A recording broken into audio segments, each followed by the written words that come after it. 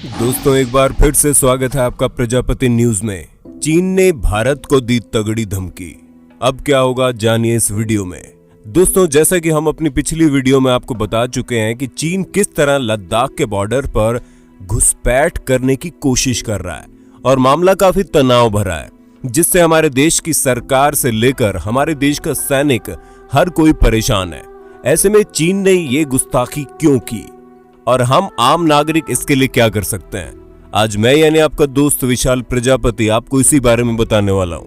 क्योंकि ये बिल्कुल भी जरूरी नहीं है कि हमारे देश की रक्षा करने के लिए हमारे देश के सैनिक ही आगे आए। हम नॉर्मल लोगों का भी कुछ कर्तव्य बनता है, और वो कर्तव्य क्या है जो हमारे देश को आने वाले समय में बेहतर बना सकता है, आज हम उसी बारे में बात करेंगे। इसीलिए इस वीडियो को आखिरी तक पूरा देखिएगा, इसका एक सेकंड स्किप मत कीजिएगा। चलिए वीडियो को शुरू करते हैं, लेकिन हाँ, वीडियो शुरू करने से पहले एक छोटी सी रिक्वेस्ट है।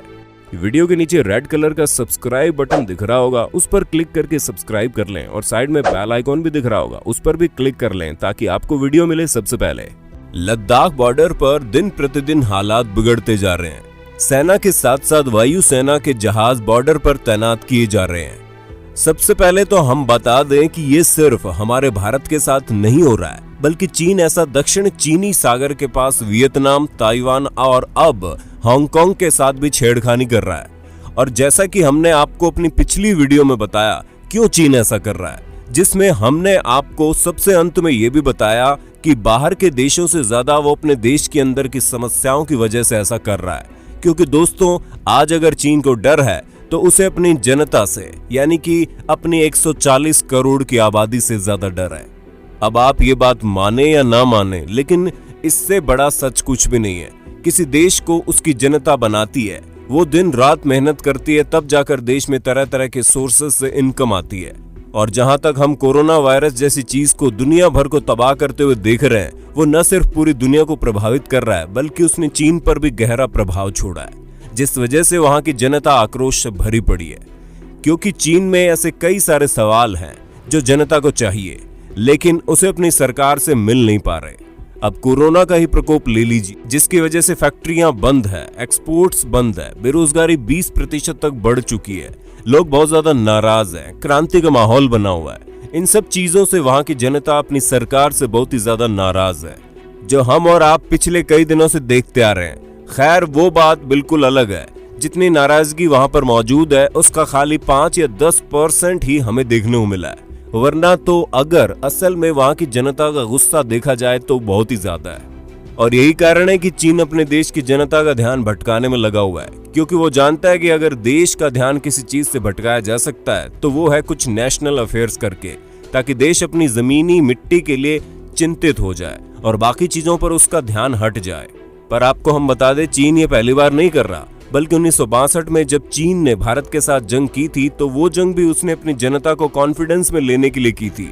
क्योंकि उस समय भी चीन की जनता वहां की सरकार से बहुत ज्यादा नाराज थी, जिसकी सबसे बड़ी वजह ये थी कि उस समय चीन में 4 साल का अकाल और भुखमरी हुई थी, और इससे ध्यान हटाने के लिए चीन ने भारत पर हमला कर दिया था। सबसे पहली चीज तो आप ये समझ लीजिए कि चीन के लिए उसकी जीडीपी बहुत जरूरी है, और जनता उसी के लिए काम करती है। जिस दिन वो घटना शुरू हो गई, उस दिन वहां की जनता अपना आपा खो बैठेगी, और जो इस वक्त होता दिखाई दे रहा है। और वो कहते हैं ना कि जो दुश्मन की कमजोरी है उसी पर वार करो, दुश्मन जल्दी मर जाएगा। और यहाँ भी कुछ ऐसा ही है। हम अगर चीन की जीडीपी पर डायरेक्ट हमला कर दे तो चीन वैसे ही कमजोर हो जाएगा, और उसके लिए हमें इसके इंपोर्ट एक्सपोर्ट के काम पर सबसे पहले अपनी नजर डालनी होगी। क्योंकि चीन वैसे भी मैन्युफैक्चरर के फील्ड में नंबर 1 देश है, यानी कि सबसे ज्यादा चीजें चीन में ही बनकर तैयार होती हैं, और यहीं से पूरी दुनिया में सामान इंपोर्ट होता है, जिसके बाद ही चीन के पास भारी रकम आती है। अब आप खुद ही सोचिए कि हम चाइना से मूर्तियों से लेकर कपड़ों तक का हर सामान खरीदते हैं, जिससे चाइना को हर साल लगभग 5 लाख करोड़ का फायदा होता है, और इन्हीं पैसे का इस्तेमाल चाइना अपनी सैन्य शक्ति बढ़ाने के लिए कर रही है। तभी तो ये पैसा जो हम चाइना को सामान खरीद कर देते हैं, वही पैसा हमारे सामने हथियार और बंदूकों के रूप में हमारे देश की रक्षा के लिए तैनात हर उस नौजवान को मारता है जो अपना सब कुछ छोड़कर देश की रक्षा के लिए बॉर्डर पर खड़ा है। अब आप खुद ही सोच लीजिए, क्या हम अपने देश के सैनिकों की मौत के जिम्मेदार नहीं हैं? ऐसे में दोस्तों अब हमें जरूरत है समझने की क्या चीज हमारे देश को फायदा कर रही है और क्या चीज नुकसान। क्योंकि चीन का सामान खरीदकर हम न सिर्फ उसकी जीडीपी बढ़ाते हैं बल्कि अपनी जीडीपी को घटाते भी हैं। जिसकी सबसे बड़ी वजह यह है कि जब हम बाहर की चीजें खरीदते हैं तो हमारे देश में बनने वाली चीजें कम बिकती है, और जब कम बिकती है तो उत्पाद भी कम होता है, और इन सभी चीजों की वजह से हमारे देश में पैसा कम आता है।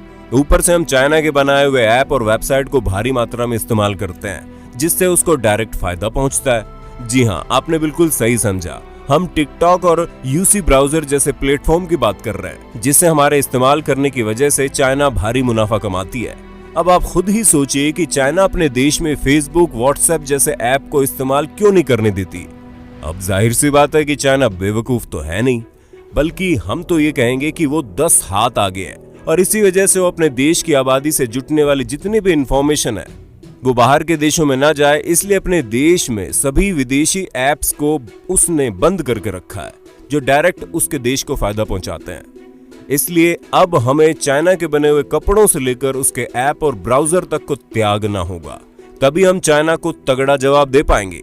दोस्तों, भले ही पूरी दुनिया ऐसा ना करे, लेकिन अगर भारत पहला कदम उठाएगा तो धीरे धीरे सब बंद हो जाएगा। और इसका भरोसा तो आपको हमारी कई सारी वीडियोस में मिल गया होगा, जिसमें हम लगातार ये बताते हैं कि पूरी दुनिया चीन के ऊपर कैसे गुस्सा है, इसलिए चीन को बॉयकॉट करें। और अगर आप हमारी सोच के साथ हैं तो कमेंट बॉक्स पर #boycott_China का कमेंट करना ना भूलें। बाकी अगर आपको वीडियो पसंद आए तो उसे ज्यादा से ज्यादा लोगों में शेयर कर देना। ऐसे इंटरेस्टिंग वीडियो लगातार देखने के लिए हमारे चैनल को लाइक, शेयर, सब्सक्राइब जरूर करना। फिर मिलते हैं नए वीडियो में। जय हिंद, जय भारत। दोस्तों, आपकी स्क्रीन पे 2 और वीडियोस दिख रही हैं, जिसे देखने के लिए आप इस स्क्रीन पर क्लिक करें। दोनों देखिएगा, बहुत अच्छी वीडियो बनी है।